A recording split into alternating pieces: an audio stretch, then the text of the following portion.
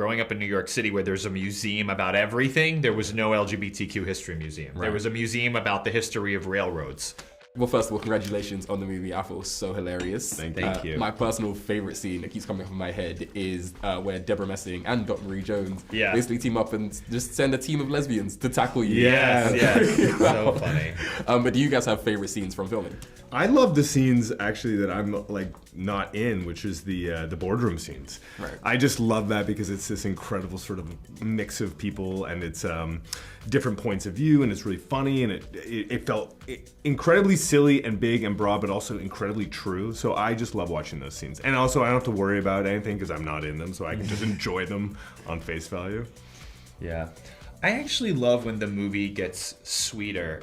You know, like in the third act, like as we're transitioning from guys who are scared to admit that they like each other and who are very much in a couple. Yeah. And we have a couple of like kind of classic rom-com montages, which we just haven't seen a lot with gay men. And certainly gay men of our generation didn't grow up seeing a lot of that. And it's very romantic and earnest.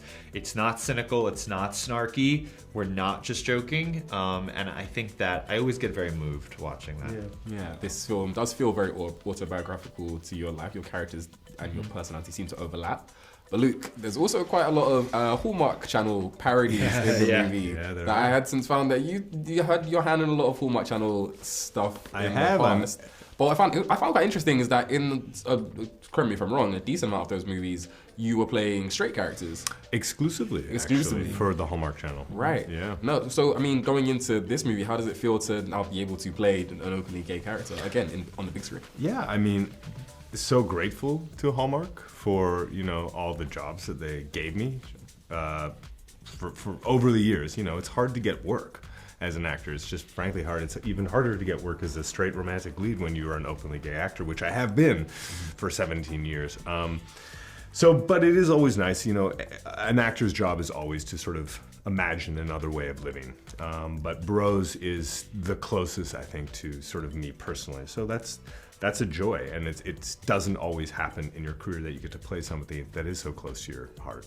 Yeah. And would you say that your character does feel like very similar to yourself? I feel like yours is fairly relatively obvious. Yeah, I absolutely. I think the only difference is like Aaron's sort of me before I kind of grew up, and maybe like a version of me that was a little bit younger. I was lucky enough to sort of be surrounded by people that always encouraged me to be myself and be open. Aaron goes on that journey in the film, but he's about 10 years behind where I think I am personally in my own life. Nice. Well, by the end of the movie, I felt like he matures a little bit. Anyway, absolutely. So it gets closer to you. Yeah. But then, Billy, so the movie itself does feature an LGBTQ history museum, which I thought was like an interesting concept. In terms of pop culture, is there any like landmark moments in pop culture in sort of queer history that like stand out to you as like a cultural reset? I mean, oftentimes, like, the majority of queer visibility we had in the mainstream way came through popular culture. Yeah. Because we weren't taught LGBTQ history in schools. When I was growing up in New York City where there's a museum about everything, there was no LGBTQ history museum. Right. There was a museum about the history of railroads. But there were no museum about like my own community's history and our contributions to society. So it was actually in popular culture where I saw the first signs of gay life, and an optimistic version of gay life, not a tragic version of it. MTV actually was so ahead of the curve when it came to LGBTQ visibility and acceptance and embracing the LGBTQ experience and centering it. Yeah. And frequently, not just, as if they were like trying to check a box and then move on. I think a lot of some of the gay men I saw on TV for the first time and queer people in general were on the early seasons of The Real World on MTV. Norm, who was a bisexual guy on the first season of The Real World. You're much younger than me, but when I was growing up, I was so drawn to him and seeing like, they followed him going to gay bars in New York. And this was like 1991 or something like that, a long time ago. And you did not see that on TV. It felt like exotic, right? But also I was always drawn to it, and it's what made me realize there would be a world out there for me that was exciting and sexy and fun, and that wasn't defined by suffering. Well, I mean, by the end of the movie, both of our main characters feel like they're matured a lot. I'm really curious, like, what do you feel like is next for the pair of them? Do you see like a sequel exploring a little bit, you know, after the 3 months and assessment? Yeah, exactly. I think about that a lot, actually. Oh, you do? I really do. Like, I wonder, like, where will we find them? And I think I have no conclusion, so I don't know where we find them. I would like to think that they're happy and, and probably like still dealing with, a lot of things like gay men in big cities sometimes deal with when they're in couples, like, because it can be your options in terms of how sexually liberated you are like, just very varied, and they're probably figuring out like, all right, are we in an open relationship? Like Bobby says, when Bobby says he doesn't want to be in an open relationship, he doesn't say never. He just says it's too soon. They're still getting to know each other. He's still feeling insecure. But I think that would be interesting to see how that evolves, because I've noticed in my friends who are in long-term gay relationships that start off very monogamous, sometimes that can change over time. So that would be interesting. But I think ultimately these two guys like really like each other.